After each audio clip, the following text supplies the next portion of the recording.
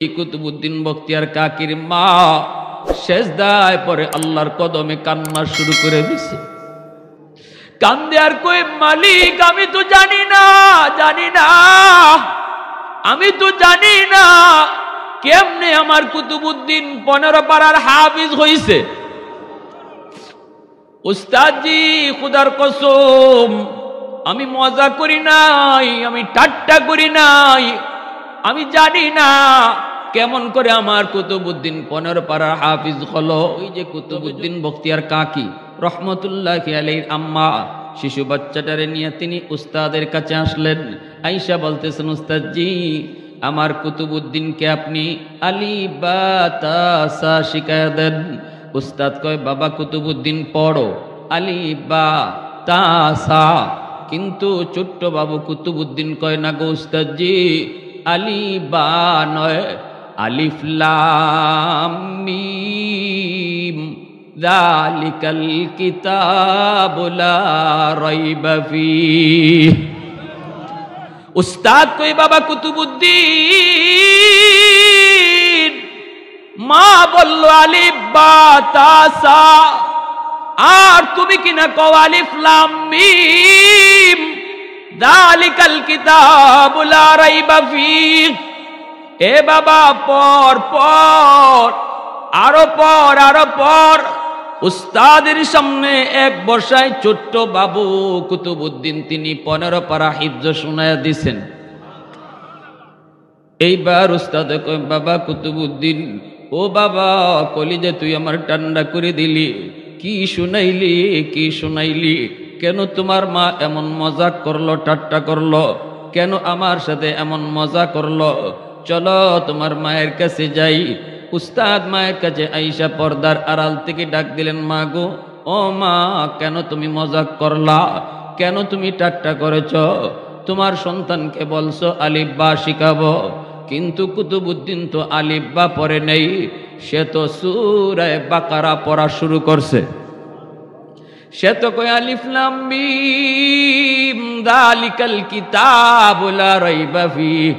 এতটুকুই শুধু শেষ নয়, 15 পারা হিফজ শোনায় দিছে। মা গো কেন তুমি এমন মজা করছো? এই কথা বলতেই কুতুবউদ্দিন বখতিয়ার কাকির মা সেজদায় পরে আল্লাহর কদমে কান্না শুরু করে দিছে। কান্দে আর কই, মালিক আমি তো জানি না আমি তো জানি না কেমনে আমার কুতুবউদ্দিন 15 পারার হাফিজ হইছে।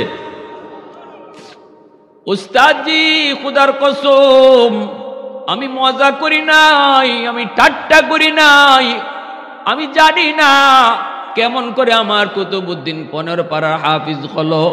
তবে যদ্দূর মনে পড়ে আমি আমার কুতুবউদ্দিনকে যখনই দুধ পান করাইতাম তখনই আমি কোরআন তিলাওয়াত করতাম।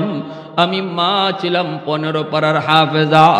আমি কতবার 15 পারা তিলাওয়াত করেছি। আমার কুতুবউদ্দিনকে দুধ পান করানোর সময় আমার মনে হয় দুধের সাথে কোরআন তিলাওয়াত যায়া ঢুকছে। একটু আওয়াজ দেয়া কন্যা রে ভাই সুবহানাল্লাহ। দুধের সাথে কোরআন তিলাওয়াত যায়া ঢুকছে।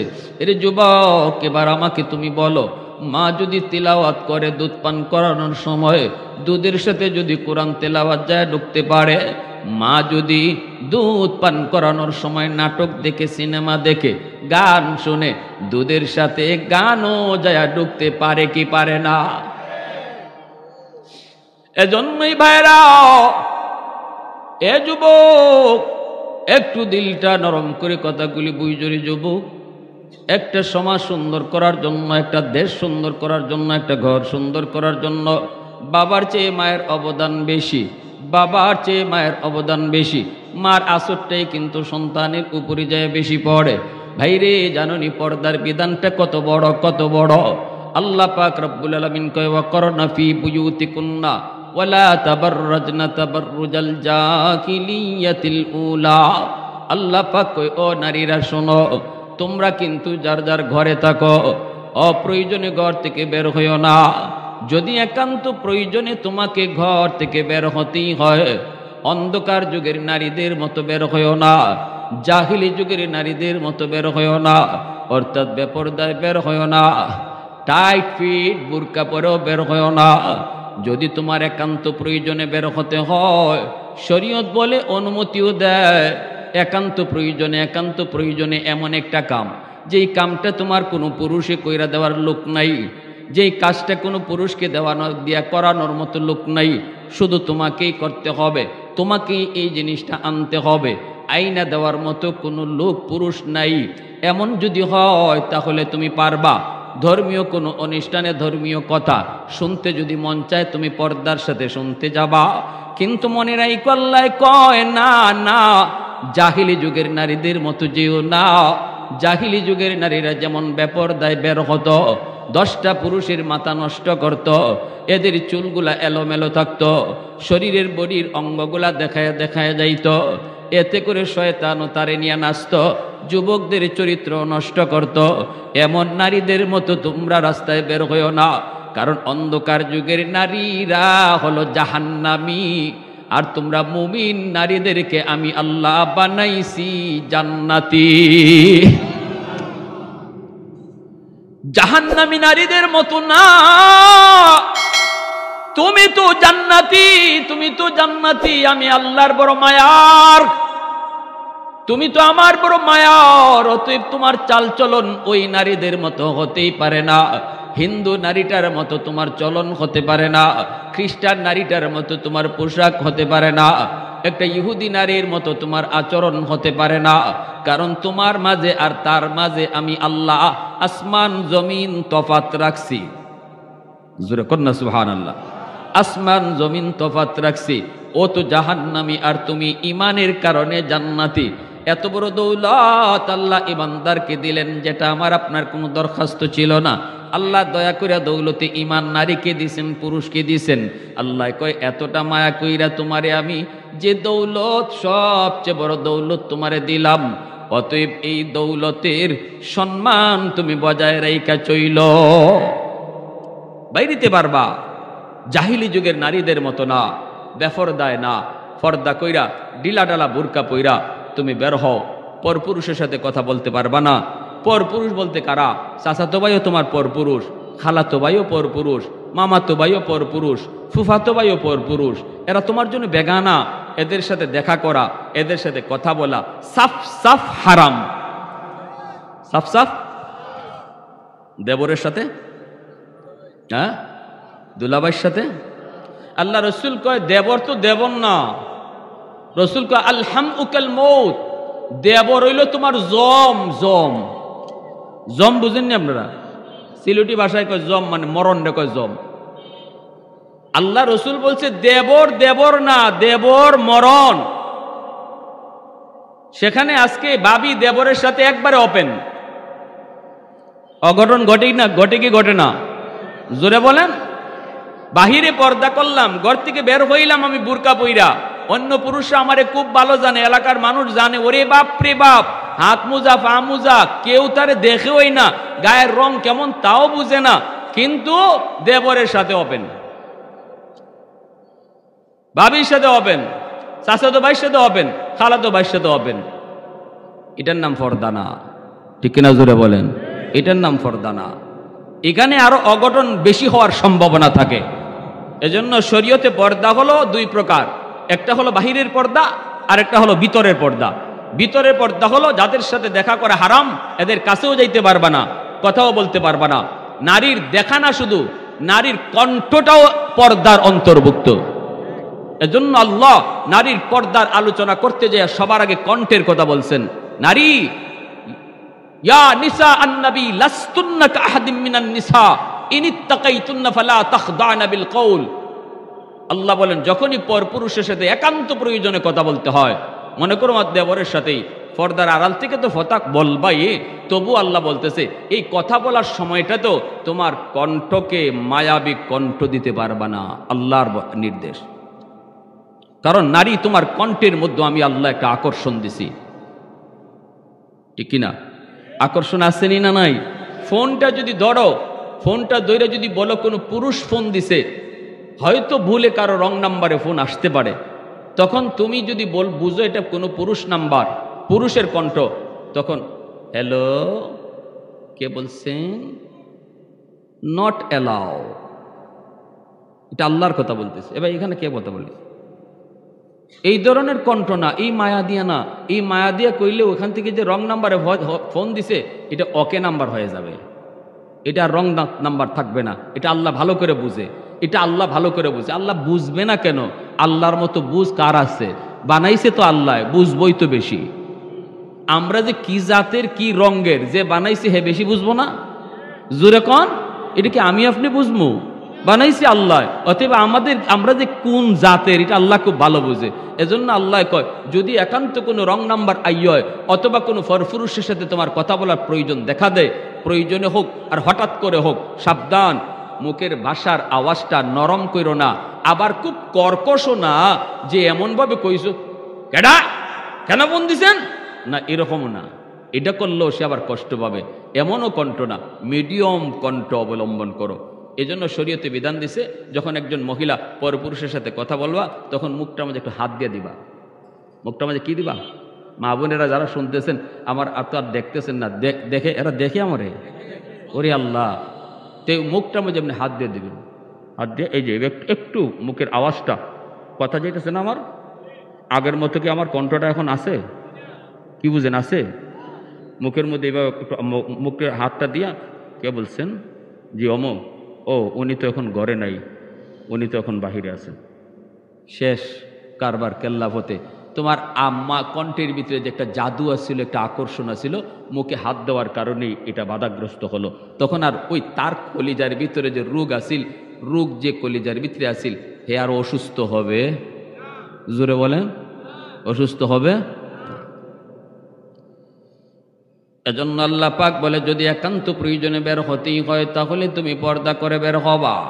ঠিক কিনা জোরে বলেন? পর্দা কাকে বলে রে ভাই যুবক? যদি বলেন হুজুর আমার মেয়েটা তো বুরকা পরেই বের হয়, হুজুর আমার বউটা তো বুরকা পরেই বের হয়, হুজুর আমার বোনটা তো বুরকা পরেই বের হয়, তাহলে আমি আপনারে বলবো পর্দা কাকে বলে শুনেন। একটা এক্সাম্পল দিই, শুনবেন।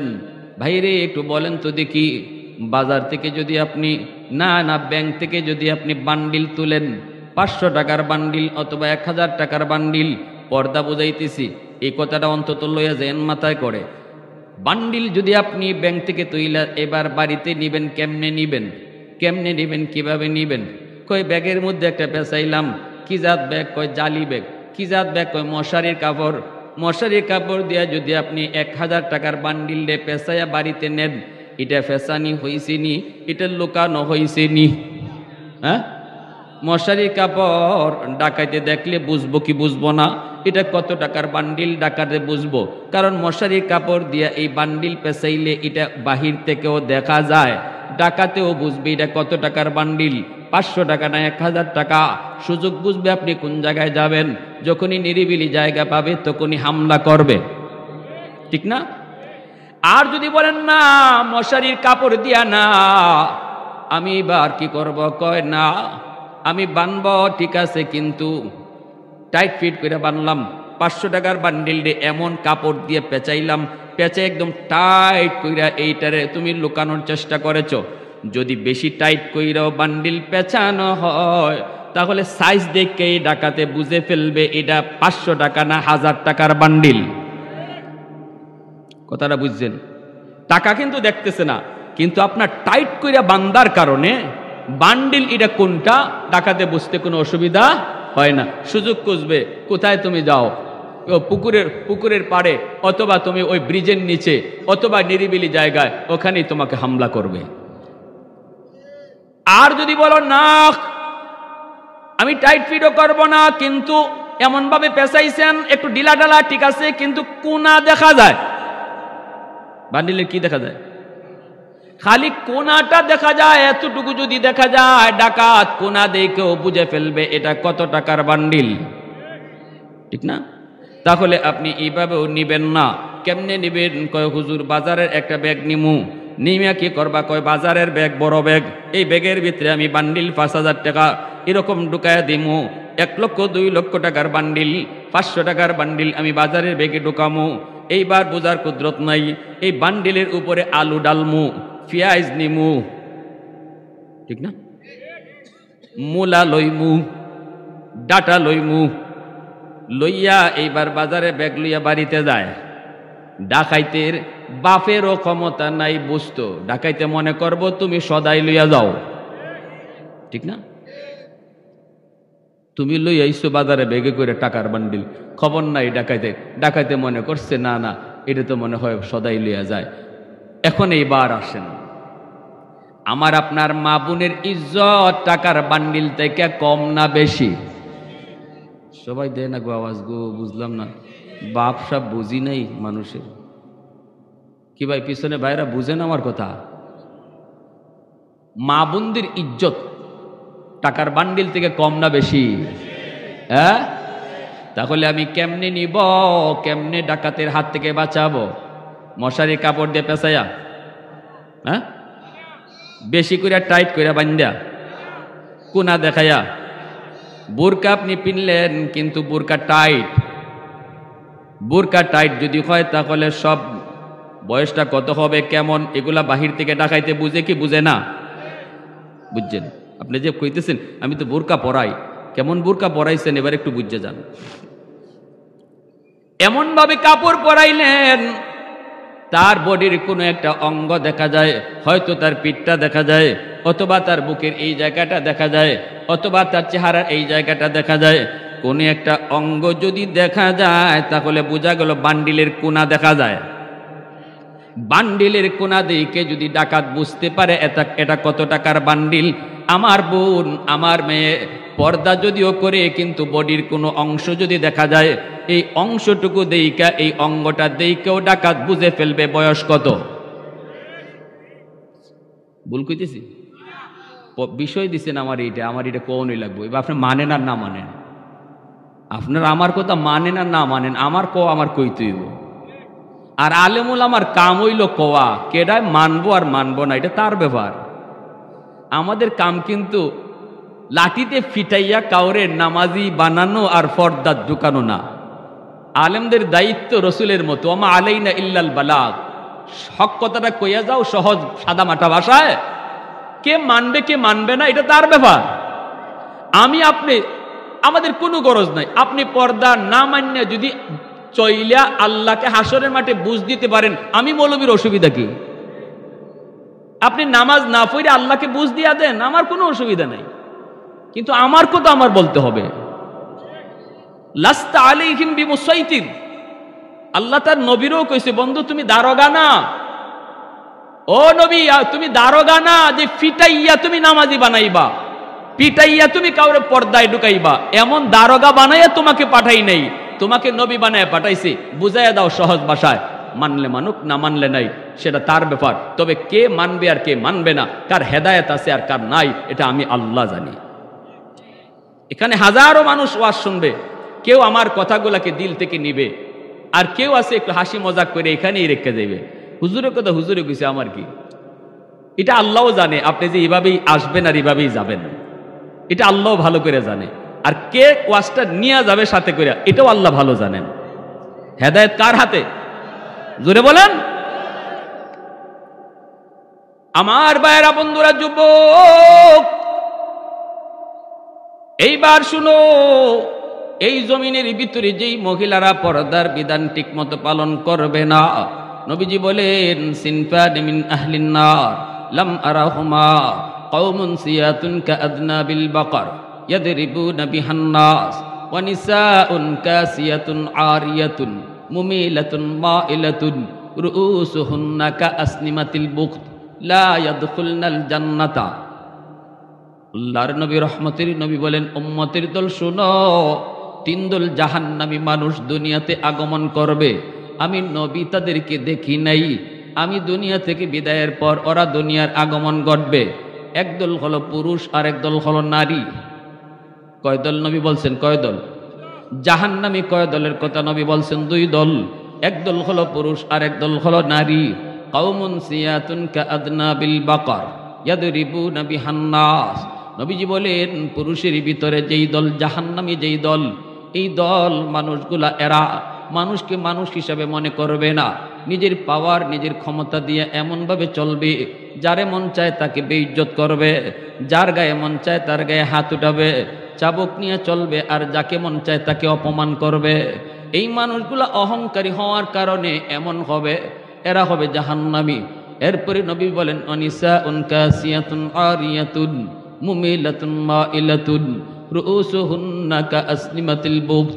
নবীজি বলেন দ্বিতীয় দল হলো ওই নারীরা, যেই নারী রাস্তা দিয়ে যখন হাঁটবে কোমর বাঁকা করে করে হাঁটবে, মাথার চুলটাকে উটির কুজের মতো বানায় উপরে তুলে রাখবে, এমনভাবে অঙ্গভঙ্গি করে রাস্তা দিয়ে হাঁটবে, সেও একজন পুরুষের দিকে আকৃষ্ট হবে, আবার তারে দেখেও হাজারো পুরুষ আকৃষ্ট হবে। নবীজি বলেন এই মহিলাও সে জাহান্নামী। শুধু জাহান্নামী না, জান্নাতের গ্রাণ পর্যন্ত পাবে না। আর যদি আল্লাহর কোনো বান্দি বাবার কাছে থাকতেও পর্দা করে চললো, স্বামীর ঘরে যাওয়ার পরেও পর্দা করে চললো, ওই মহিলাটা কিয়ামতের ময়দানে খাতুনে জান্নাত ফাতেমা রাদিয়াল্লাহু তাআলা আনহার সাথে জান্নাতে ঢুকবে। সাইয়্যিদাতু নিসাই আহলিল জান্নাহ, জান্নাতের সকল মহিলাদের সরদারিনী, নবীজির কলিজার টুকরা মেয়ে খাতুনে জান্নাত ফাতেমা রাদিয়াল্লাহু তাআলা আনহা, ঠিক না? বিবাহ হয়েছে আলী রাদিয়াল্লাহু তাআলা আনহুর সাথে। নবীজি মসজিদে নববীতে এলান দিলেন, ও সাহাবীরা শোনো, আমার ফাতেমাকে আমি বিয়ে দেব। ফাতেমার বয়স হয়েছে বিয়ে দেব এলান করে দিলেন। নবীজি এলান করে দেওয়ার পরপরই সাহাবায়ে কেরামের ভিতরে অনেকের বিয়ে করার স্বাদ জাগলো। নবীজির মেয়ে জানতেন মেয়ে নন, জান্নাতের সকল মহিলাদের সরদারিনী, এত দামি আমার নবীর কলিজার টুকরা মেয়ে খাতুনে জান্নাত ফাতেমাকে কে না বিয়ে করতে চায়? বড় বড় জমিদারের সন্তানরাও বিয়ের প্রস্তাব দিল, শিল্পপতির পোলাপানরাও প্রস্তাব দিয়া বসলো, সম্পদের অভাব নাই কোনো সাহাবীর, তারাও প্রস্তাব দিল, চেহারাটা প্রিন্সের মতো এমন অনেকেই প্রস্তাব দিল, রাজা বাদশার ছেলেরাও প্রস্তাব দেয়। নবী কারো প্রস্তাব রাখেন না, নবীজি কারো প্রস্তাব রাখেন না। দিন যায় রাত যায়, নবীজি প্রস্তাব দিয়া রাখলেন, কিন্তু নবী কারো প্রস্তাব গ্রহণ করেন না। ফাতেমার স্বামী কে হবে কেউ জানে না। এই অবস্থায় আবু বকর সিদ্দিক, এই অবস্থায় ওসমান গনি, আল্লাহর নবীর সাহাবী হযরত আলী রাদিয়াল্লাহু তাআলা আনহু, তিনি নবীজির চাচাতো ভাই, আল্লাহর নবীর আপন চাচাতো ভাই আলী, কিন্তু বয়স অনেক কম। নবীজি তারেন ছোট্ট কাল থেকেই নবী নিজে ফালছেন। চাচাতো ভাই আলী কার ছেলে? আবু তালিবের। কার ছেলে? আর নবীরে ফালছেন কেডায়? আবু তালিবে। নবীজির ফালছেন নবীর চাচা আবু তালিবে। আবু তালিব নবীরে ফালছেন শিশুকালে। আর আবু তালিবের পরে আল্লাহ রাসূল সাল্লাল্লাহু আলাইহি ওয়াসাল্লাম ওই আবু তালিবের ছেলে হযরত আলী, ইনাকে নবী ফালছেন একবার ছোট্ট থেকে।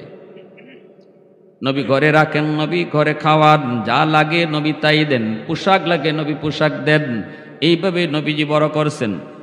এই আলী যখন পূর্ণ যুবক, সবাই তো বিয়ের প্রস্তাব দেয়, কিন্তু নবী তো কারো প্রস্তাব রাখেন না।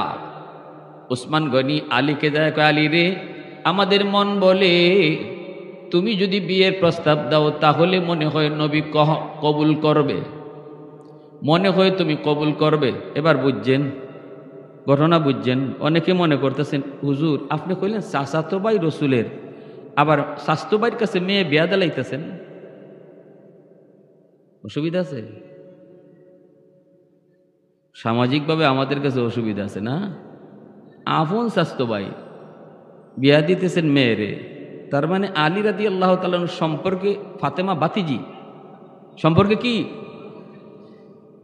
শরীয়ত বুঝেন। এবার শরীয়ত বলে এজন্যই চাচার সাথেও বাতিজির, আপন চাচা ছাড়া শাস্তলি চাচার সাথেও বাতিজির দেখা করা হারাম। এখানেও জায়েজ আছে, বিয়া শাদী জায়েজ। আলী তো রসুলের আপন ভাই না, আলী রসুলের কি না? আপন ভাই না।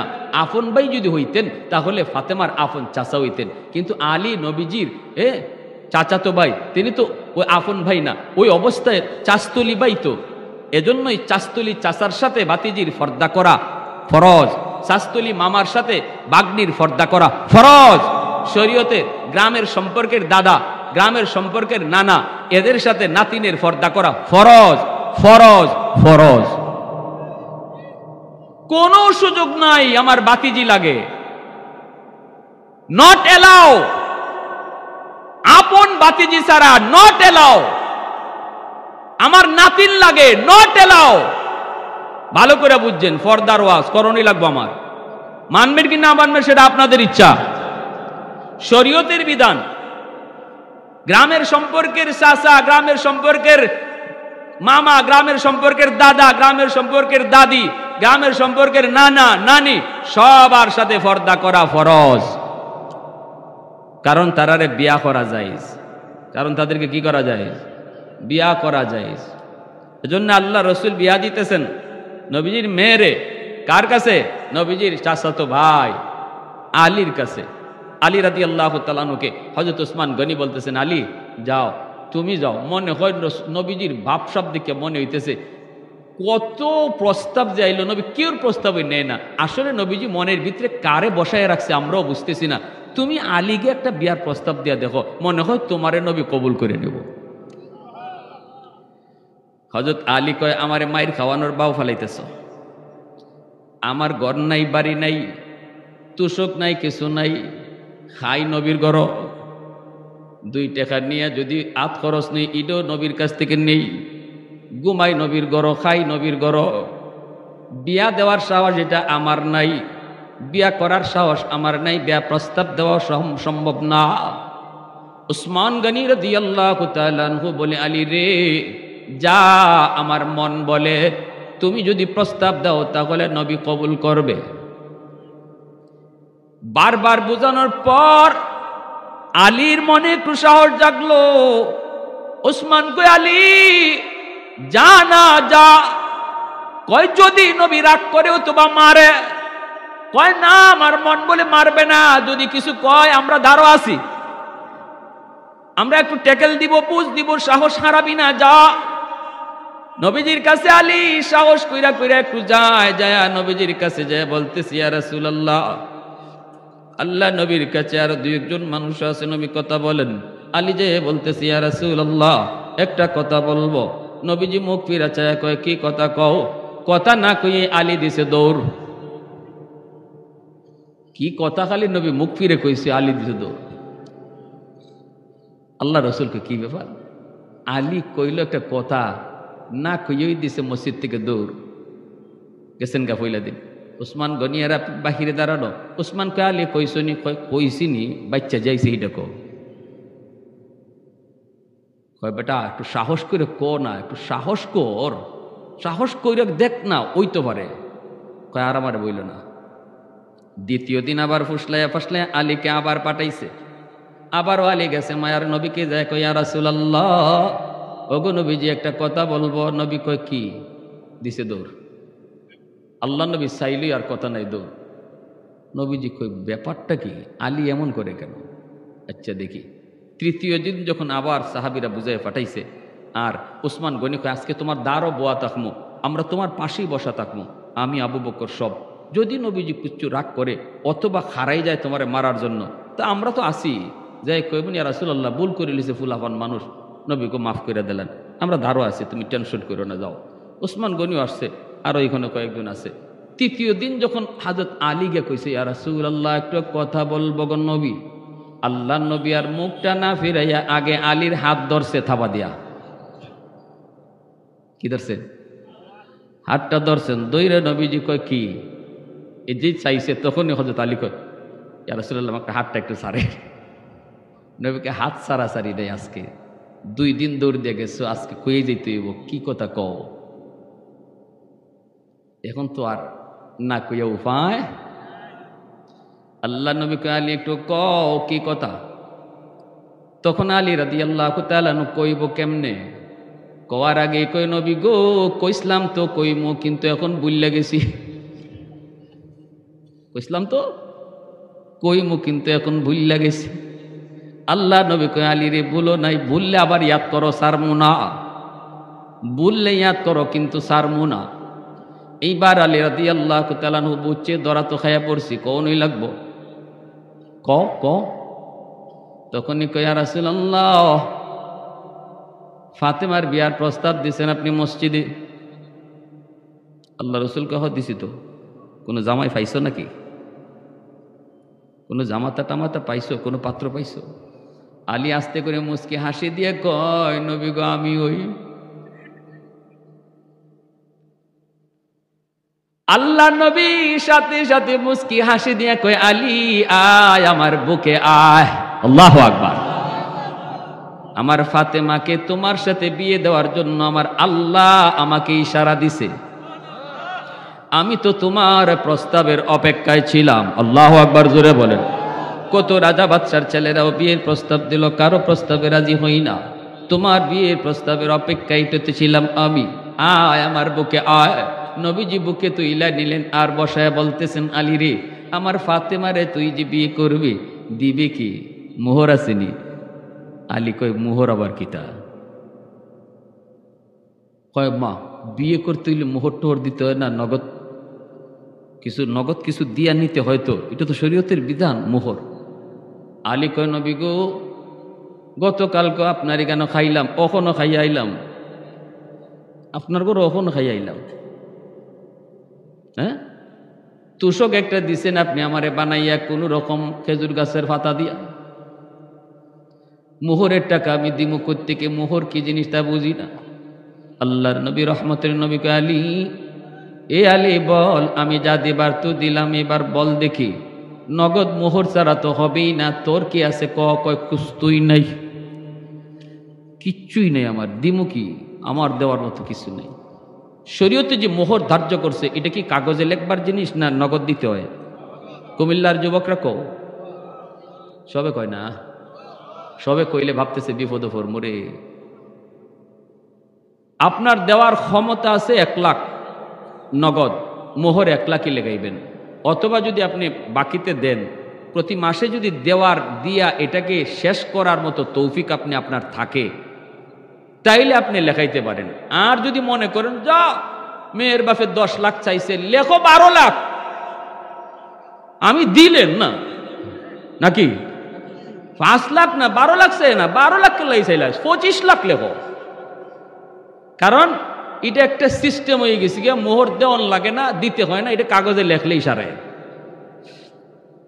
শরীয়ত বলে যে স্বামী মোহরের টাকা না দিয়া মারা যাবে, এই স্ত্রী তার যত কলিজার টুকরাই হোক, যত জানের জানি হোক, কিয়ামতের মাঠে এই বিবি আল্লাহর আদালতে স্বামীকে কাঠগড়ায় দাঁড় করাইয়া টাকাটা আদায় করবে। আসরের মাঠে টাকা থাকবো? কুমিল্লার কোন যুবক আছো রিয়াল লইয়া উঠবা, ডলার? হাসরের মাঠে টাকাও চলবে না, ডলারও চলবে না, রিয়ালও চলবে না, চলবে নেকি। বিবির হাত ধরে কইবা, বিবি গো, ও বিবি একটু দিয়ে দাও, মোহরটা মাফ করে দাও। বিবি কইব, মাফ চাওয়ার জায়গা হাসরের মাঠ না, মাফ চাওয়ার জায়গা, মাফ দেওয়ার জায়গা ছিল দুনিয়ার জগৎ, ঠিক না? বিবিকে কইব, স্বামী হাসরের ময়দান মায়া দেখানোর জায়গা নয়, হাসরের মাঠে কেউ মায়া দেখাবে না গো। স্ত্রী স্বামীকে মায়া দেখাবে না, স্বামী স্ত্রীকে মায়া দেখাবে না, সন্তান মাকে বিন্দু পরিমাণ মায়া দেখাবে না, মা সন্তানকে মায়া দেখাবে না। ইয়াউমা ইয়াফিরুল মারউ মিন আখিহি ওয়া উম্মিহি ওয়া আবিহি ওয়া সাহিবাতিহি ওয়া বানিহি লিকুল্লি ইমরিইম মিনহুম ইয়াউমা ইযিন শাআনুন ইউগনি। আল্লাহ পাক রব্বুল আলামিন কয়, সবাই যার যার মতো করে বাঁচার চেষ্টা করবে। এজন্য বিবি কইব, না আমি মাপ দিব না। বিবি না, মা মাপ দাও, মাপ দিব না। তখনই স্বামী কইব, কেন? তুমি তো মাপ দিছো। কই দিছি মাফ? কয় বাসর করে মাপ দিছো। বিবি তখন কইব, এটা কোন জাতের মাপ বুঝনি? আপনাদের বাসর ঘরে মাপ নেওয়ার যা সিস্টেম জানা আসেনি? না থাকলে কইতাম। হ্যাঁ, 10 লাখ টাকা মোহর লেখাইয়া হ্যাঁ তো দিতে পারবে না। তখন বাসর করে ঢুকছে ঠিকই, বউ তো খাটের মধ্যে বোয়া, হে খাটে উঠে না, স্বামী খাটে না ওইটা, ওই নিচে বসে রয়েছে। তখন বিবি কইতেছে, নতুন বউ চিন্তা করে গেছে, আল্লাহ বিয়া বইলাম, কবুলও কইলাম, কিন্তু জামাই তো আমার খাটে উঠে না, নিচে বইয়ে রয়েছে। কি গো স্বামী, একটু আও না, রাত বাজে গেছে 2টা 3টা, আসেই না। কই একটু আসো না। কই কেমনে আইমু? কোন কি হইছে? কই তোমার বাপে 10 লাখ 12 লাখ টাকা মোহর লেখাইছে, এই মোহরের টাকা কেমনে দিমু, আইমুই বা কেমনে? তখন নতুন বিবি পড়ছে বড় বিপদে, হাইরে এখন কি করি? কইতে কি করতে হইব? কই মোহরের টাকা যদি তুমি মাফ করো তাহলে আমি কাছে আসতে পারি। ওই মাপ নেই।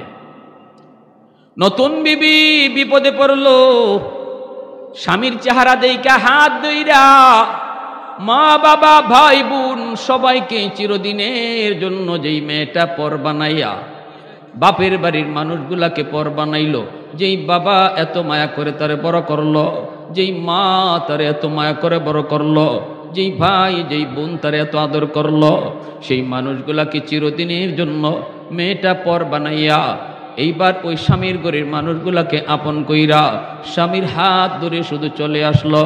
এই ঘরের মানুষগুলা কেমন সে কিছুই জানে না, শ্বশুরের মেজাজ কেমন তা জানে না, শাশুড়ির মেজাজ কেমন জানে না, ননদের মেজাজ কেমন জানে না, দেবরের মেজাজ কেমন জানে না।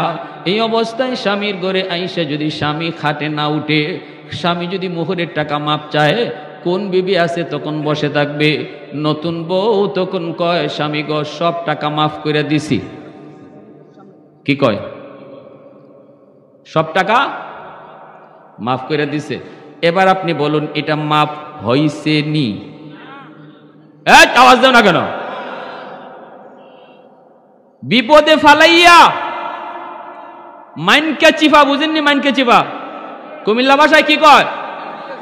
সিলেটি সব কথা তো কইতেছি না, কইলে তো উঠে দৌড় দিবেন। মাইনকা চিফাত ফালাইয়া নতুন বোর কাছ থেকে মোহরের টাকা বাসর করে যারা মাফ চায় নাও, এটা বিন্দু পরিমাণ মাফ হয় না। এটা হইছে ডাকাতি কইরা যাওয়ার সময় মাফ নেওয়ার মতো। আমারে সিলেটে এক জায়গায় ডাকাইতে ধরছে মোটরসাইকেলে, ও তো ফুলাবান এখানে তামসাই করে। হেরা কত হয়েছে আমরা তাবারুক খাওয়ার সময় আইমু, এই হুজুরে এখানে আমরা কেন ডাকে, আর মানুষই বা কেন এখানে বয়ে রয়েছে? তাবারুকের সময় সবাই আইলেই হয়। একদল মানুষ আছে খালি তাবারুকের নেশায়, ঠিক কিনা জোরে কন? এরা ওয়াজ নসিহত কোনো উদ্দেশ্য না। আমরা কি তাবারুক খাওয়ার জন্য আইছি না ওয়াজ শোনার জন্য আইছি? কারা কারা ওয়াজ শোনার জন্য আইছেন হাত তুলে আল্লাহরে দেখান। আর যারা তাবারুকের লাগে আইছো এখন যাও গা, আধা ঘন্টা পরে আইও, আর আধা ঘন্টা পরে আমার ওয়াজ শেষ হয়ে যাব, তখন তোমরা আইসো, এখন একটু চলে যাও। প্যারে হাজিরিন, ঢাকাতে আমার দললো মোটরসাইকেলে গেলাম একটা প্রোগ্রামে, এখানে আমার গাড়িটা যায় না। আসার সময় 3 জন মেহমানে আমার আটকাইছে, তাদের 3 জনের মুখোশ পরা, হাতে এত লম্বা লম্বা রান্দা। আমারে বলতেছে, হুজুর আপনারা আমরা ভালো করে চিনি, আপনার পকেটে টাকা আছে, আমরা এই নিউজও পাইছি। তারপরে মূলত গিয়ে আমি খবর লইয়া দেখছি আমারে যে মোটরসাইকেলওয়ালায় নিচ্ছে ইয়ে ওই ডাকাতের সদস্য, বুঝছেন নি? যে আমারে টিপ লইয়া গেছে এ ওই মূলত হেরার লোক, এই নিউজ ওই দিছে। কয় হুজুর টাকাটা দিয়া দেন, আমরা আপনার গায়ে টাচ করবো না, হাতই দিব না। মুখস্থ পর আমি চিনবো কেমনে? এখন টাকাগুলো আমি দিয়ে দিছি। দেওয়ার পরে লিডার যে হ্যাঁ বলতেছে আমার, হুজুর বদুয়া দিয়েন না। বুঝেন আমার কথা? মা বুঝলাম না। বদুয়া বুঝেন? বদুয়া বদুয়া বুঝেন? হুজুর বদুয়া দিয়েন না। আপনি কি কষ্ট পাইছেন?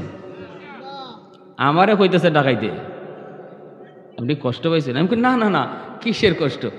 হুজুর কষ্ট নিয়েন না, আমার টাকাটা খুব দরকার। আচ্ছা হে যে আমারে কইলো আপনি কি কষ্ট পাইছেন? আর আমি যে কইলাম না না না, আমি একটু মুস্কি হাসি দিয়ে কইলাম না কষ্ট না, যাও। রাত বাজে 2টা, আমারে হাওরে একা ফালাইয়া টাকা নিয়ে মোটরসাইকেল সহ চলে যেতেছে। আর এই অবস্থায় আমি যে তার হাসি দিয়ে কইছি না না কোনো কষ্ট নাই, মাফ করে দিছি। এটা কি মাফ হইছে? বাসর ঘরের নতুন বোর কাছ থেকে যে ডাকাইতে বলতে মাফ নেয়, এটাও ইজাতের মাফ। এজন্য কিয়ামতের মাঠে বউ কইব, এটা কোন জাতের মাপ দিছি বুঝো নাই? হজের সবটা দাও, রোজার সবটা দাও, নামাজের সবটা দাও, আমার সওয়াবের দরকার। জামাই স্বামী কইব, বৎসরে বৎসরে নতুন কাপড় দিলাম, ঈদে ঈদে অলংকার কিনে দিলাম, কলিজা বাঙ্গা খাওয়াইলাম, হ্যাঁ, এরপরে তুমি আমার আটকাই দিবা? কোনো মায়া নাই হাসরের মাঠে, কোনো। এজন্য আমার ভাইয়েরা বন্ধুরা বলতেছিলাম, যুবক ও আল্লাহর গোলাম, একটু মন দিয়ে শুনো বাইরে। এজন্য বলি, মোহরের টাকা পরিশোধ করতে হবে, মোহরের টাকা পরিশোধ করতে হবে। কোন ঘটনায় ছিলাম? ফাতেমা রাদিয়াল্লাহু। তো আলী রাদিয়াল্লাহু তাআলা আনহুকে আল্লাহ নবীকে আলীর এই মোহরের টাকা দিবাইনি। কই নবী গো, মোহরের তো দেওয়ার মতো কিছুই নাই, নগদ তো দেওয়ার মতো কিছুই নাই। আল্লাহর নবী বলে, আলী যাও, আছে কি তোমার একটু কও না। আলী বলে, একটা তলোয়ার আছে। নবীজি কই, যাও তলোয়ারটা বাজারে বিক্রি করো, বিক্রি করে যে টাকা পাও এই টাকাটাই নগদ মোহর হিসেবে দিয়ে দিবা। আরেকটা ঢাল আছে, এই ঢাল আর তলোয়ার বাজারে বিক্রি করো, যা পাইবা তাই মোহর হবে। শরীয়তের বিধান, নগদ মোহর দিয়ে বিবিকে বিয়ে করতে হয়। এই কথা বইলা আলী রাদিয়াল্লাহু তাআলা আনহুকে আল্লাহর নবী পাঠায় দিছেন। আলীর মনের ভিতরে বড় আনন্দ তো হওয়ার কথাই। বিয়েটা করতেছে কারে? রহমতের নবীর মেয়েরে। কারে বিয়ে করতেছে? যিনি জান্নাতের সকল মহিলাদের সরদার। আর জোরে কন্যা, উলফত মে তেরি ওয়াইসি নে দান কো তোরা, উলফত মে তেরি ওয়াইসি নে দান কো তোরা, বো বকর উমর নকশ কদম তেরা ন ছোরা, বো বকর উমর নকশ কদম তেরা ন ছোরা, আয়ুশাক নবী ওয়াকিয়াস रार मदीना, सुल्तान का सुल्तान है सुल्तान मदीना, सरकार का सरकार है सरकार मदीना, गुलजार का गुलजार है गुलजार मदीना। मोहब्बतेर साथे कोन आल्लाहु আকবার। আমার ভাইরা বন্ধুরা, আলী রাদিয়াল্লাহু তাআলা আনহু তিনি বের হয়েছেন, বাজারে নিয়ে বিক্রি করবেন। রাস্তায় তো দাঁড়ায় রয়েছেন উসমান। উসমান কয়, আলী কই যাও, আলী কই যাও? হযরত আলী কয়, আমারে তো নবীর কাছে থইয়া তোমরা তো দৌড় দিয়ে বের হইয়া আইছো। নবী যখন আমার হাত ধরছে, আমি তো পিছনে তাকায় দেখি তোমরা কেউ মসজিদে নাই। গেছো তো আমারে বুঝাই শোনায় লইয়া। আল্লাহ নবী যখন হাত ধরে আটকাইছে, আমি তো চাইলাম দেখি উসমানও নাই, আবু বকরও নাই। তো কি হইছে? আলী কোনা ঘটনা কিতা হইছিনি? আলী মুস্কি হাইসা কয়, 100 সুবহানাল্লাহ জোরে কয়। এ আলী তাহলে কই যাও? আলী কয়, মোহর দেওয়া লাগবে তো, নাই তো কিছুই। এই ঢাল আর তলোয়ার নিয়ে বাজারে যাই, বিক্রি করব, বিক্রির টাকা দিয়া মোহর আদায় করব। উসমান গনি তিনি তো হলেন মদিনার অনেক ধনী সাহাবী, ইনিও তো নবীর জামাতা। উসমান গনির ঘরেও নবী তার 2 মেয়েকে বিয়ে দিছেন। উসমান গনি হলেন নবীর মেয়ের জামাই, ঠিক না? উসমান গনি তিনি তো ধনী, তিনি কইতেছে, আলী একটু সময় দে বেটা, যাইস না, 2 দিন পরে বাইরে হইবি। এখনই যদি টাইম না দেশতে দিবে কোন সময়? তো ভাই আমার সময় নাই ভাই, এটা বিক্রি কইরা তাড়াতাড়ি টাকা নিয়ে আসি। উসমান কয়, আমার কাছে বিক্রি করো। আল্লাহু আকবার। ঢাল তলোয়ার উসমান নিজে কিনে নিলেন। কিনা এইবার আলীকে বলতেছেন, যা আলী এই টাকা নিয়ে মোহর দে। হযরত আলী রাদিয়াল্লাহু তাআলা আনহু তিনি যা এই টাকা দিয়ে মোহর দিয়ে বিয়ে করলেন। আর উসমান গনি ওই ঢাল আর তলোয়ারটা আলীর বিয়াতে আলীকে গিফট করলেন। আওয়াজ দিবেন আরো জোরে, আরো জোরে। उस्मान तेरा नाम से इस्लाम रहेगा, उस्मान तेरा नाम से इस्लाम रहेगा, दुनिया की सखावत में तेरा नाम रहेगा, दुनिया की सखावत में तेरा नाम रहेगा, हैदर तेरा नाम से इस्लाम रहेगा, दुनिया की शजाअत में तेरा नाम रहेगा, दुनिया की शजाअत में तेरा नाम रहेगा। मोहब्बतेर आवाज दिया कोन अल्लाहु আকবার। आरो जोरे अल्लाहु আকবার।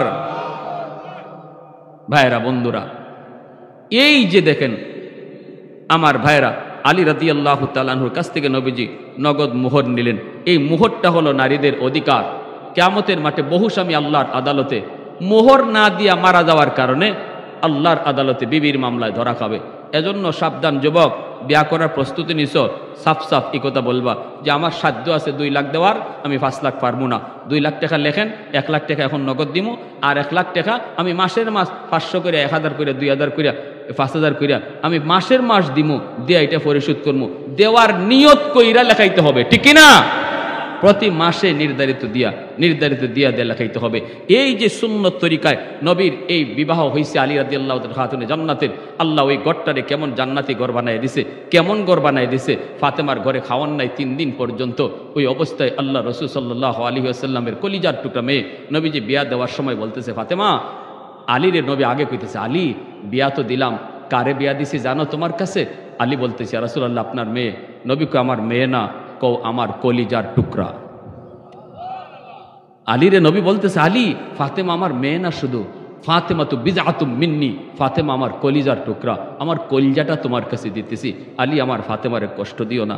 আর ওইদিকে ফাতেমার হাত ধইরা নবী আড়ালে নিয়ে কইতেছে, ফাতেমা জানো আজ তোমাকে কার হাতে তুলে দিতেছি? ফাতেমা, সে হলো হায়দার, সে হলো এমন এক মহাবীর যার মর্যাদা আল্লাহর কাছে এত বেশি। আর আমি বলতেছি, এই আলীর পায়ের তলেই তোমার জান্নাত। আল্লাহু আকবার। 2 জনকে 2 কথা কইয়া নবীজি মিলাইয়ে দিলেন। অভাবের সংসার, এরপরও বুক ভরা ভালোবাসা। খাতুনে জান্নাত ফাতেমা রাদিয়াল্লাহু তাআলা আনহা বলে, 3 দিন 4 দিন করলে চলে গেলেও আমি শারীরিক কষ্ট পেতাম, মনের দিক দিয়ে কষ্ট না, কারণ আমার স্বামীর বুক ভরা ভালোবাসা ছিল। আমার ঘরটা ভালোবাসায় ভরপুর ছিল। যেই ঘরে টাকা আছে, পয়সা আছে, ভালোবাসা নাই, এই ঘরটা দুনিয়াতেই জাহান্নামের টুকরা। আর যেই ঘরের টাকা পয়সা কম কিন্তু মহব্বত ভরা ভালোবাসা, এটাই দুনিয়াতে জান্নাতের টুকরা, ঠিক কিনা জোরে বলেন? বিয়ে দিলাম মেয়েটাকে কোটিপতির পুলার কাছে, রাত কয়টা বাজে ঘরে ফিরে আমি জানি না, পার্টি কইরা এমনি গার্লফ্রেন্ড ওই ফ্রেন্ড হলদের সাথে রাত কাটাইয়া মদ খাইয়া ঘরে ঢুকবো। আমার মেয়েটা এই সারা রাত তার জন্য অপেক্ষা করব, হায়রে আমার কখন স্বামী আসবে। বাবা তো বিয়া দিছে কোটিপতি পুলার কাছে, গাড়ি আছে, বাড়ি আছে, কিন্তু এই ছেলে রাত কয়টা বাজে ঘরে আয় এই খবর তো নাই। এই অবস্থায় রাত 2টা বাজে ঘরে ঢুকলো, মদ খাইয়া মেয়েটা অপেক্ষা করে ঘরে নিয়া যখন তারে নিয়ে একটু বিছানায় যাবে না, সে তখন মদ খাইয়া আবুল তাবুল কথা কয়, তুই তুকার করে তার সাথে বাজা ব্যবহার করে ওখানে পয়রা থাকে। আপনার মেয়েটা চোখের পানি ঝরায় ঝরায় জমিনের পানি মাটি ভিজায়। আল্লাহ, আমি তো টাকা চাই নাই, আমি তো পয়সা চাই নাই, আমি তো চেয়েছিলাম বুক ভরা ভালোবাসা। একজন স্ত্রীর সবচেয়ে বড় সুখ হলো স্বামীর ভালোবাসা, টাকা নয়, পয়সা নয়, ভালোবাসা। যে স্ত্রী স্বামীর কাছ থেকে পায় না, এটাই তার জীবনের সবচেয়ে বড় কষ্ট আর দুঃখ। এর চেয়ে অভাবী আর কেউ হতে পারে না। এজন্যই রসুলের ঘরে আবু সুফিয়ানের মেয়ে ছিল উম্মে হাবিবা। আবু সুফিয়ান নবীজির দুশমন, কিন্তু নবীর বিবি উম্মে হাবিবা রাদিয়াল্লাহু তাআলা আনহা, ইনি নবীর ঘরে, অথচ বাপ হলো নবীর দুশমন। আবু সুফিয়ান একদিন নিরিবিলি আসছে, গোপনে গোপনে, মেয়েটা মুহাম্মদের ঘরে কেমন আছে একটু দেখতে আই, আমি তো মুহাম্মদের সাথে দুশমনি করি, মুহাম্মদের মারতে চাই, না জানি আমার মেয়েটারে আবার কষ্ট দেয় কিনা। রাতের অন্ধকারে আসছে আবু সুফিয়ান মদিনায়। আল্লাহর নবী মদিনার বাইরে দরজা এসে নক করেছে, টুকা দিতেই উম্মে হাবিবা রাদিয়াল্লাহু তাআলা আনহা ভিতর থেকে বলতেছেন, কে? তখনই আবু সুফিয়ান বাহির থেকে কয়, বা আমি তোর বাবা আবু সুফিয়ান। সাথে সাথে মেয়েটা দরজা খুলছে, খুলতে পরেই মা, বাবা আর মেয়ের দেখা কতদিন পর। এই আবু সুফিয়ান এই উম্মে হাবিবাকে মেয়েদের ভিতরে সবচেয়ে বেশি ভালোবাসতেন, সবচেয়ে বেশি আদর করতেন। বলতেছে, মা রে, মা আর পারলাম না রে মা, অন্ধকারে আসলাম, কেউ যেন না দেখে, মা তোরে শুধু একটা নজর দেখার জন্য, মা তুই একটু আমাকে বাহিরে রাখবে না একটু ভিতরে ঢুকাবে, মোহাম্মদ কি আছে? উম্মে হাবিবা বলে, না বাবা, তিনি তো মদিনার বাইরে গেছেন। তাহলে কি আমার একটু ভিতরে নিবি? কহ ঠিক আছে আব্বা, আসেন। ভিতরে নিছে নিয়ে আল্লাহ রসুল যে খাটে শুইতেন, এই খাটে তো তোষক নাই, আছে একটা চাদর বিছানো। উম্মে হাবিবা রাদিয়াল্লাহু তাআলা আনহা, আমার আপনার মা, নবীর পবিত্র বিবি, টান দিয়া চাদরটা তুলে ফেলছেন, এই খাটের মধ্যে বাবারে বসতে বলতেছেন। বাবা কইতেছে, মা আমি কি চাদরটায় বসার যোগ্যও না? মা তুই তো আমার আলিশান বাড়ির হালত দেখে আসছো, আমি কি শুধু খাটে বসবো? তখনই মেয়ে কইছিল, আব্বু কষ্ট নিয়েন না, এই চাদরে 2 জাহানের সর্দার ঘুমায়। এই চাদরে দু জাহানের সর্দার ঘুমায়, এই চাদরে রহমাতুল্লিল আলামিন ঘুমায়, এই চাদরে আমি আর কাউকে বসতেই দিতে পারি না। বাবাকে এখানে বসতে দিছে। আমার ভাইয়েরা, এরপরে আবু সুফিয়ান উম্মে হাবিবা কইছে, মা শোনো মা, তুমি কি মুহাম্মদের ঘরে সুখে আছো? উম্মে হাবিবা কইছিল, বাবা পৃথিবীতে কোনো স্ত্রী যদি তার স্বামীর ঘরে সুখে থাকে তাহলে মনে রাখো সেই মেয়েটা হলো তোমার মেয়ে। আল্লাহু আকবার জোরে বলেন। আবু সুফিয়ান খুশি হয়ে গেছে। আমি তো ভাবছিলাম মুহাম্মদের ঘরে তুমি কষ্টে আছো, মারে আমি খুশি, বলিস মুহাম্মদকে আমি আসছিলাম, এই বলে চলে গেছে। নবী মদিনায় ঢুকি খবর পাইলিছেন। নবী কই, উম্মে হাবিবা, মুহাম্মদ তোমার বাবারে তুমি মেহমানদারি করলা না? বলে আব্বা তো অমুসলিম, যদি আপনি কষ্ট পান এর জন্য রাখি নাই, রসুলকে ভুল করেছ, তিনি অমুসলিম হলেও তিনি তোমার মেহমান, আমার মেহমান, তারে রাখলা না কেন? নবী রাগ করছেন। উম্মে হাবিবা পায়ে পড়ে গেছেন নবীজির, ইয়া রাসূলুল্লাহ মাফ করেন। তখনই হাত উঠেছে, নবী গো আমি একটু দোয়া করি, আপনি আমিন কইেন। রসুল কই ঠিক আছে দোয়া করো। উম্মে হাবিবা হাত উঠে, আল্লাহ আমার আব্বারে তুমি হেদায়েত দান করো, আমার স্বামীর সাহাবী বানায়া দাও। আর রসুলে আমিনও কইলিছেন, সাথে সাথে আল্লাহ কবুলও করে ফেলছে। এই মক্কা বিজয়ের সময় আবু সুফিয়ান কালেমা পড়ে মুসলমান হয়ে যায়। প্যারে হাজিরিন, এজন্য আর লম্বা কথা না, হযরত বসাক আপনাদের সামনে কিছু কথা বলবেন, বইলে শেষ দিবেন। এজন্য ওই ঘরটাও আল্লাহ পাক রব্বুল আলামিন জান্নাতি ঘর বানিয়ে দিছে। এজন্য আমি আমার মা বোনদেরকে বলবো, সব সময় বাবার কাছে যতদিন আছেন ততদিন পর্দা মান্না চলেন। ঘরের পর্দা, বাহিরের পর্দা, দুইটা পর্দা। স্বামীর ঘরে যান তখন যারা দুনিয়ায় নামাজ পড়ে নাই, বেনামাজি, সাজদা করে নাই, আল্লাহর পায়ে রুকু সাজদা করে নাই, এরা আল্লাহর পাও সাজদা দিতে চাইবো। বন্ধু আল্লাহকে সাজদা দেয়, পরিচিত মানুষ আল্লাহরে সাজদা দেয়।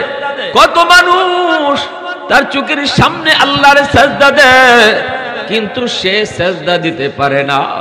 পিঠ তার ব্যথা হয় না, মেরুদণ্ডের হাড্ডি তার ব্যথা হয় না, এত শক্ত হয়ে গেছে পিঠ, এই পিঠ ব্যথা কইরা সাজদা দিতে পারে না। চেষ্টা করে পিঠ ব্যথা করার লাগি, কিন্তু পিঠ ব্যথা হয় না, পিছনের দিকে উপর হয়ে পড়ে যায়। আল্লাহ পাক রব্বুল আলামিন দেখতেছেন এই মানুষগুলার অবস্থা, এরা চাইতেছে সাজদা দিত কিন্তু পারে না। এইবার কান্না করে করে চোখের পানির বদলে রক্ত জড়ায় দিবে। আল্লাহ তখন জিজ্ঞেস করবে, বান্দা তোরা কান্দো কেন? মালিক তোমারে সাজদা দিতে পারি না, এজন্য কান্না করি। আল্লাহ পাক বলবে, বান্দারি দুনিয়াতে তুই আমারে সাজদা দিছিলি নি? দুনিয়ায় আমার কদমে তুমি সাজদা দিছনি? দুনিয়ায় যদি আমার কদমে তুমি সাজদা দিতা, নামাজ পড়তা, আজকে হাসরের ময়দানও তুমি সাজদা দিতে পারতা। আজ আমি আল্লাহর কদমে শুধু তারাই সাজদা দিবে যারা দুনিয়ায় সাজদা দিছে। আজ আমি আল্লাহর কদমে শুধু তারাই সাজদা দিব যারা দুনিয়াতে সাজদা দিছে। দুনিয়ার জমিনে যাদের পিঠ ব্যথা হইছে নামাজে দাঁড়াইয়া, আজকে হাসরের ময়দানেও তাদের পিঠ ব্যথা হইব। দুনিয়ার জমিনে যারা নামাজে দাঁড়ায় পিঠ ব্যথা করে নাই, এদের আজকে পিঠ ব্যথা হইতো না। আল্লাহ পাক রব্বুল আলামিন কয়, বান্দা তোর কষ্ট হয় নাকি? বেনামাজিরা কইব, হ মালিক কষ্ট হয়। বন্ধু তোমারে সাজদা দেয়, পরিচিত কত মানুষ তোমারে সাজদা দেয়, কিন্তু আমি পারি না। আল্লাহ আমার তো কষ্ট লাগে। আল্লাহ পাক তখন বলবে, বান্দা তোর যেমন আজকে কষ্ট হয়, দুনিয়াতে তুই যখন সাজদা আমারে দিতি না, অথচ আমি মসজিদের মিনার থেকে তোরে ডাকতাম, ওই দিন তোর সাজদা না দেওয়া দেখে আমি আল্লাহর কলিজায় ব্যথা লাগতো। কারণ আমি তোমারে খুব আদর করে বানাইছি। মানুষ আল্লাহ বানাইছেন সবচেয়ে আদর করে। আসমান জমিন কুল কায়নাত আল্লাহ পাক আদেশ দিয়ে বানাইছেন, কিন্তু মানুষ বানাইতে, আসমান বানাইতে আল্লাহ কইছেন হও, হয়ে গেছে। জমিন বানাইতে আল্লাহ বলছেন হও, হয়ে গেছে। কিন্তু মানুষ বানাইবার সময় আল্লাহ, ও আব্দুর রহিম হও, হয়ে গেছি, এরকম না। আল্লাহ বলে, মানুষ বানাইতে খলাকতু বিয়াদাইয়া, এই মানুষকে আমি আদর করে নিজের হাতে বানাইছি। সুবহানাল্লাহ, আওয়াজ দেও। এত মায়া, এত মায়া তোমার আমার প্রতি আল্লাহর, এত মায়া। নিজের হাতে আল্লাহ মানুষ বানাইছে জাহান্নামে দেওয়ার জন্য নয়, নিজের হাতে আল্লাহ মানুষ বানাইছে জাহান্নামে পোড়ানোর জন্য নয়। এজন্য এই মানুষকে আল্লাহ পাক রব্বুল আলামিন জান্নাতের পথে চলার জন্য কত রকমের ব্যবস্থা করে রাখলো। যুগে যুগে আল্লাহ নবী পাঠাইলো, নবীদের দ্বারা জান্নাতের পথ আল্লাহ দেখায় দিল। হাত আমরা কোন পথে ব্যবহার করব, চোখ আমরা কোন পথে ব্যবহার করব, জবান আমরা কোন কাজে লাগাইব, পা আমরা কোন কাজে লাগাইব, যৌবন কোন পথে ব্যয় করব, প্রতিটা কাজ সকল যুগের নবীরা তারা হাতে কলমে দেখায় গেছেন। আল্লাহু আকবার জোরে কও। যাতে করে আমার হাতটা জান্নাতি হয়, যাতে করে আমার চোখটা জান্নাতে যায়, যাতে করে আমার জবানটা জান্নাতে যায়, যাতে করে আমার দেহটা জান্নাতে যায়। এজন্য আল্লাহ পাক যেই মানুষে নিজের হাতে আদর করে বানাইছেন, এই মানুষ জান্নাতে কেমনে যাইব এই পথটা দেখাইবার লাগি ১০০ লক্ষ নবী দুনিয়া পাঠাইছো। এ আমার ভাইরা বন্ধুরা যুবক, এরপরে আল্লাহ পাক রব্বুল আলামিন কই শুধু তাই নয়, বান্দা তুই নামাজ পড়তি না, অথচ মসজিদের মিনার থেকে আমি আল্লাহ তোরে ডাকতাম। মুয়াজ্জিন ডাকে না, আমি আল্লাহ তোরে ডাকছি।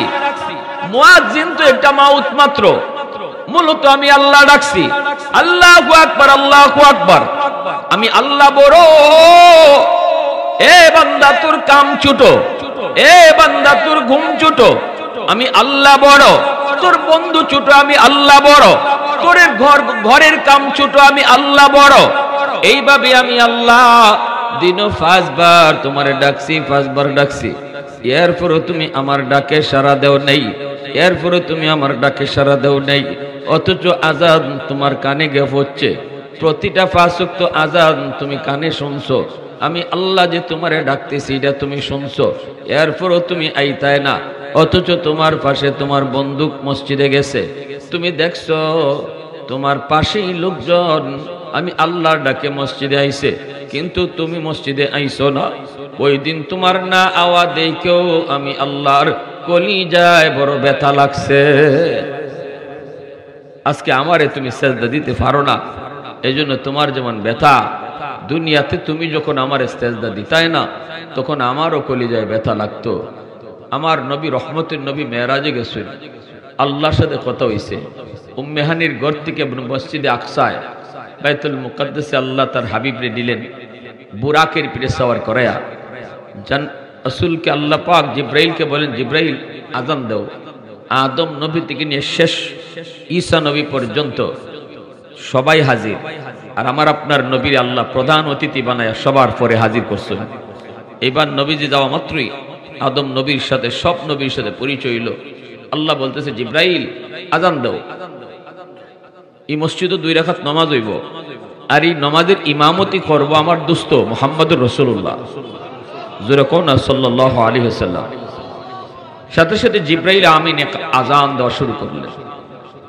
আল্লাহু আকবার, আল্লাহু আকবার, আশহাদু আল্লা ইলাহা ইল্লাল্লাহ, আশহাদু আন্না বলি জিব্রাইল থেমে গেলেন। আল্লাহ জিজ্ঞেস করে, জিব্রাইল থামছো কেন? জিব্রাইল কয়, আল্লাহ আজানের মধ্যে কোন নবীর নাম নিব? আদম নবীও এই জায়গায়, নূহ নবীও এই জায়গায়, ইব্রাহিম খলিলুল্লাহ এই জায়গায়, সকল নবী একই জায়গায় জমা। আল্লাহ আজানের মধ্যে আমি কোন নবীর নাম নিব? আল্লাহ পাক কই, জিব্রাইল কি প্রশ্ন করছো? আমার দোস্তরে প্রধান অতিথি বানাইছি, ইমামতি করবে আমার দোস্ত, আর আজানের নাম নিবা তুমি কোন নবীর নাম? কি প্রশ্ন করছো?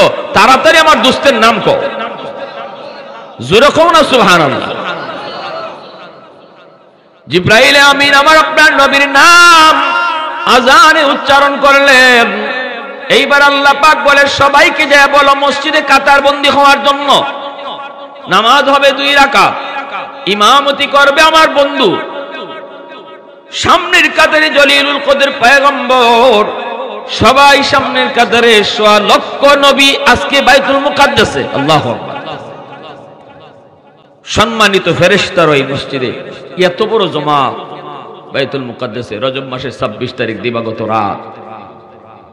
এই রাতে আল্লাহ রসুল মসজিদের সামনের কাতারে, আদম নবী ও নবীর সামনে দাঁড়ানো, ইব্রাহিম নবী ও নবীর সামনে দাঁড়ানো। রসুল বলেন আমার লগেই দাঁড়ায় আছেন জিব্রাইল আমিন। আমি দেখতেছি জিব্রাইল একামত শুরু করে দিয়েছেন, অথচ ইমাম কে হবে কেউ জানে না। আল্লাহ রসুলও জানেন না ইমাম কেডা হইবে। একামত শেষ হয়ে গেছে, নবীজি মনে মনে ভাবতেছেন যে মনে হয় জিব্রাইল আজকে নিজেই ইমামতি করবে। ইমাম সাহেব কেডা কেউ তো জানে না। একামত শেষ হওয়ার পর রসুল বলতেছে ভাই জিব্রাইল একামত তো শেষ, ইমাম সাহেব কই? জিব্রাইল আমিন আমার আপনার নবীর হাত মোবারক আস্তে করে আদবের সাথে ধরলেন, দইরা মুচকি হাসি দিয়া নবীকে আস্তে করে টান দিয়া ইমামের জায়গায় দাঁড় করায় বলেন নবী গো, আজকে এত বড় জামাতের ইমামতি আল্লাহ আপনাকে দান করেছে। একটু আওয়াজ দিয়ে কও না সুবহানাল্লাহ। तकबीर में कलमा में नमाजों में अज़ा में, तकबीर में कलमा में नमाजों में अज़ा में है नाम इलाही से मिला नाम मोहम्मद, है नाम इलाही से मिला नाम मोहम्मद। फरमाते ही आदम को मुझे कुल्दतरी में लकहा हुआ तो बाबे मिला नाम मोहम्मद, लकहा हुआ तो बाबे मिला नाम मोहम्मद। महबूब ने कहा सल्ले अला नाम मोहम्मद, आका की जिया दिल की जिला नाम मोहम्मद, आका की जिया दिल की जिला नाम मोहम्मद। आवाज दिया कोन আল্লাহু আকবার। আমার ভাইরা বন্ধুরা, নবীজি ইমামতি করলেন। এরপরে আল্লাহ পাক রব্বুল আলামিন জিব্রাইল মারফতে নবীকে প্রথম আকাশ, দ্বিতীয় আকাশ, তৃতীয় আকাশ, সপ্তম আকাশ পাড়ি দিয়া সিদরাতুল মুনতাহা পাড়ি দিয়া আল্লাহ পাকের দাঁড়াদাঁড়ি লয়ে গেলেন। এইবার আল্লাহর কাছ থেকে নবী বিদায় নিবেন, কিন্তু নবী কয় মালিক আমার উম্মত মেরাজ করব কেমন করে? আমি তো মেরাজ করলাম, কিন্তু উম্মত কেমন করে মেরাজ করব? আল্লাহ পাক রব্বুল আলামিন কয় উম্মতের মেরাজের জন্য 50 ওয়াক্ত নামাজ দিয়ে দিলাম। নবীজি 50 ওয়াক্ত নামাজ পাইছেন। নামাজের মধ্যে নমাজি আল্লাহর লগে কথা কইব। নমাজে কার লগে কথা কয়? রসুল বলেন মুসল্লি ইউনাজি রব্বা, নামাজে আল্লাহর লগেই কথা কয়। এইবার নবীজি খুশি হয়ে চলে আসবেন, কিন্তু আল্লাহ পাকের মন মানে না। বন্ধু চলে যায়, আল্লাহর মন মানে না। আল্লাহর মন চায় বন্ধুরে আরো কিছু সময় দেখব, বন্ধুর লগে আরো কিছু সময় কথা কইব, কিন্তু বন্ধু তো খুশি হয়ে যাইতেছে। আল্লাহ কয় মূসা আমার বন্ধুরে আরো কিছু সময় আমি দেখব, কথা কইমু, তুমি বুঝায় শুনে আমার দোস্তরে ফিরত পাঠায় দিও। মূসা নবী কয় নবী গো 50 ওয়াক্ত উম্মতে পারবে না, যান আপনি নামাজ কমায় নিয়ে আসেন। নবীজি কয় হ নামাজ তো বেশি লাগে, কমানো দরকার। নবীজি চলে আসছেন। আল্লাহ জিজ্ঞেস করে দোস্ত কেন আইছো? নবী কয় মালিক নামাজ বেশি হয়ে গেছে, উম্মতের জন্য আর একটু কমায় দাও। আল্লাহ পাক কয় নেও দোস্ত 5 ওয়াক্ত কমায় দিলাম। 50 থেকে যদি 5 কমানো হয় কত থাকে? 45 ওয়াক্ত নামাজ নিয়ে নবী আবার আসেন, কিন্তু আল্লাহর তখনও মন মানে না।